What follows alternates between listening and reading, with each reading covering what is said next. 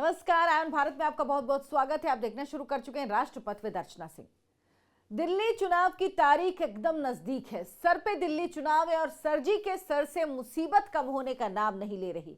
एक मुसीबत से बचते हैं, रास्ता काट के निकलते हैं, लोगों को गोल गोल घुमाते हैं, लेकिन तब तक दूसरी मुसीबत सर पर आ जाती है। और बीजेपी और कांग्रेस की बात हो तो सरजी कह देते हैं, जी ये बीजेपी वाले आपको लूट लेंगे, ये बीजेपी वाले जी फ्री की योजनाएं बंद करवा देंगे, ये कांग्रेस जी बीजेपी की भी पार्टी है जी, दोनों मिलकर जी चुनाव लड़ रहे हैं जी। लेकिन अगर कोर्ट कोई बात कह दे इन चुनाव के पहले तो फिर सरजी क्या करेंगे? अब कोर्ट ने किस बात पर सरजी को फटकार लगाई, आईना दिखाया है अरविंद केजरीवाल को, यह आपको विस्तार से इस वीडियो में बताऊंगी। लेकिन आप हमें कमेंट करके तब तक जरूर बताएं कि आपको क्या लगता है, क्या किसी भी फटकार या किसी भी तरह की पोल खुलने का असर सरजी पे होता है, या सरजी उसी तरह से अपने झूठ के एजेंडे पर, लोगों को बरगलाने के एजेंडे पर लगे रहते हैं? आप कमेंट करना चालू रखिए और रिपोर्ट ये पूरी देखिए, साथ ही हमारे चैनल आयन भारत को सब्सक्राइब भी कर लीजिए। दरअसल दिल्ली विधानसभा चुनाव से पहले सीएजी की रिपोर्ट को विधानसभा के पटल पर रखने का मामला आया। 13 से 14 रिपोर्ट्स हैं जो विधानसभा के पटल पर रखी ही नहीं गई हैं। और एन चुनाव के पहले जो शीश महल घोटाले से जुड़ी रिपोर्ट थी सीएजी की, और जो दिल्ली शराब घोटाले से जुड़ी रिपोर्ट थी, ये दोनों रिपोर्ट लीक हुई। अब बीजेपी के 7 विधायक सीएजी की इस रिपोर्ट को लेकर दिल्ली हाईकोर्ट पहुंच गए। उन्होंने दिल्ली हाईकोर्ट से कहा कि सरकार को यह आदेश दिया जाए कि सरकार जो सीएजी की रिपोर्ट है उसे विधानसभा के पटल पर रखे। इसके बाद जो हुआ उसका जवाब दे पाना अरविंद केजरीवाल के लिए बहुत मुश्किल है। दरअसल दिल्ली हाई कोर्ट ने अरविंद केजरीवाल को इस बात पर फटकार लगाई है। उन्होंने कहा है कि क्यों दिल्ली विधानसभा में सीएजी की रिपोर्ट पर चर्चा नहीं करवाई जाती, क्यों इस रिपोर्ट को टेबल नहीं किया जाता, जो अब तक अरविंद केजरीवाल की जो आम आदमी पार्टी की सरकार है दिल्ली में उसने नहीं किया। अरविंद केजरीवाल जब सीएम थे तब एलजी ने कहा, आतिशी के मुख्यमंत्री बनने के बाद भी एलजी ने कई बार ये बात कही और सीएजी ने एलजी को पत्र लिखा था कि ये जो रिपोर्ट्स हैं ये विधानसभा के पटल पर रखी जानी चाहिए और इन पर चर्चा होनी चाहिए, यही तरीका है। लेकिन अरविंद केजरीवाल जानते हैं कि अगर एक भी रिपोर्ट सदन के पटल पर आ गई दिल्ली विधानसभा के तो अरविंद केजरीवाल के झूठ की पोल खुल जाएगी। जो व्यक्ति खुद को कट्टर ईमानदार कहता था, हालांकि अब चुनाव के पहले आपने इस शब्द नहीं सुना होगा कि अरविंद केजरीवाल खुद को कट्टर ईमानदार कहते हैं, क्योंकि उनको पता है अगर उन्होंने कट्टर ईमानदार कहा तो बीजेपी इस वक्त इतनी हमलावर है, एक एक बात का जवाब दे रही है अरविंद केजरीवाल के, तो वो कट्टर बेईमानी के चिट्ठे, और अभी तो खोल ही रहे हैं, और ज्यादा चिट्ठे पूरे लोगों के सामने लाकर रख देंगे। इसीलिए अरविंद केजरीवाल ने भलाई इसी में समझी कि वो कट्टर ईमानदार शब्द अपने मुंह से नहीं निकालें।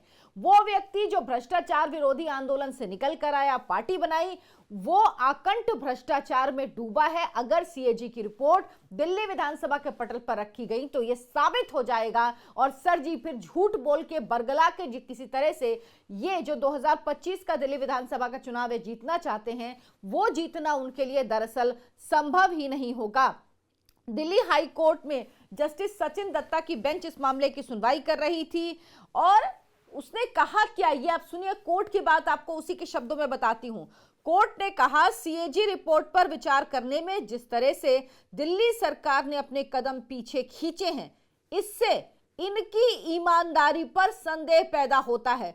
दिल्ली सरकार को सीएजी रिपोर्ट को तुरंत स्पीकर को भेजना था और सदन में चर्चा शुरू करानी थी। सोचिए, ये कोर्ट कह रहा है कि उसकी ईमानदारी यानी आम आदमी पार्टी की ईमानदारी पर संदेह पैदा कर रहा है कि क्यों वो ये रिपोर्ट सदन में नहीं रख रहा है, क्यों स्पीकर को नहीं भेजी गई और क्यों इस रिपोर्ट पर चर्चा नहीं हुई। दरअसल सीएजी रिपोर्ट में दिल्ली की शराब नीति का मामला भी है। दिल्ली में 2021 में, जैसा मैंने आपको बताया, ये शराब नीति लागू की गई थी जिसे बाद में वापस ले लिया गया, लेकिन इससे राजस्व का घाटा हुआ, दिल्ली की सरकार को घाटा हुआ। फायदा किसको हुआ? फायदा अरविंद केजरीवाल और उनकी पार्टी के नेताओं को हुआ। ये इस रिपोर्ट में कहा गया है कि आम आदमी पार्टी के नेताओं को फायदा पहुंचाया गया। और कोर्ट में तो ये बात भी कही गई कि 100 करोड़ गोवा के चुनाव में शराब घोटाले का ही पैसा है जो खर्च किया गया। उसके बाद हालांकि जैसे ही पोल खुल गई, ये पूरा भ्रष्टाचार सामने आया। दिल्ली सरकार ने अपनी ये योजना, जो ये पॉलिसी थी, इसको वापस ले लिया। और उसके बाद कहते हैं कि हमने तो वापस ले लिया। आपने वापस इसीलिए लिया क्योंकि आपको पता था भ्रष्टाचार है, अकंट भ्रष्टाचार है। और ये योजना जब लागू नहीं हुई तो आप इतनी घूस खा चुके थे। अगर ये लंबे समय तक चलती तो सोचिए कितना राजस्व का घाटा सरकार को होता। ये नीति इसी तरह से बनाई गई थी जिसमें जो वेंडर्स हैं, जो बिजनेसमैन थे, उनको फायदा पहुंचाने की कोशिश थी क्योंकि उनकी आड़ में पार्टी को खुद पैसा कमाना था। अरविंद केजरीवाल भी आपको पता ही है, शराब घोटाला मामले में ही जेल से जमानत पर बाहर निकले हुए हैं। मनीष सिसोदिया जो उप मुख्यमंत्री थे वो भी इसी मामले में जमानत पर बाहर हैं। संजय सिंह जो राज्यसभा के सांसद है वो भी इसी मामले में जमानत पर जेल से बाहर हैं। तो इनका हाल ये है। और अब तो कोर्ट भी फटकार लगा रही है। कोर्ट भी कह रही है कि आपको फिलहाल ये रिपोर्ट रखनी चाहिए थी सदन के पटल पर, आपने क्यों नहीं रखी?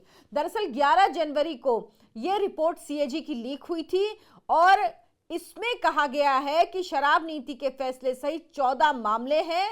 शराब नीति को लेकर सरकार को 2026 करोड़ रुपए के रेवेन्यू का, राजस्व का नुकसान हुआ है। इतना भारी नुकसान दिल्ली को हुआ है। सर जी सिर्फ फ्री की योजनाओं की बात करते हैं, इसीलिए शराब में भी वो 1+1 फ्री ही लोगों को दे रहे थे, लेकिन दिल्ली वालों के लिए वो कुछ नहीं करते।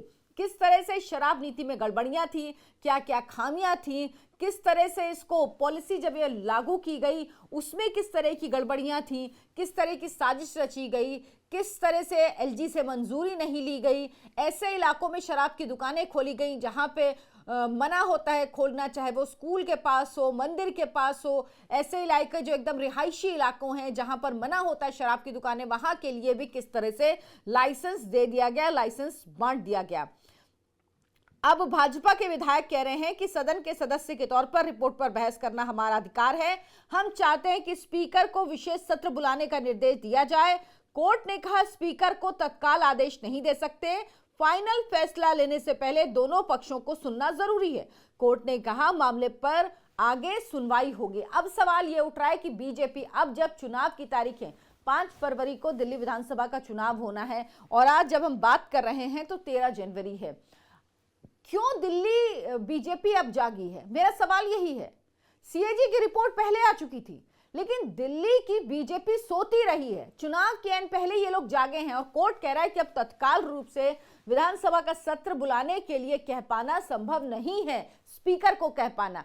अब यही काम क्यों दिल्ली बीजेपी के नेताओं ने पहले नहीं किया?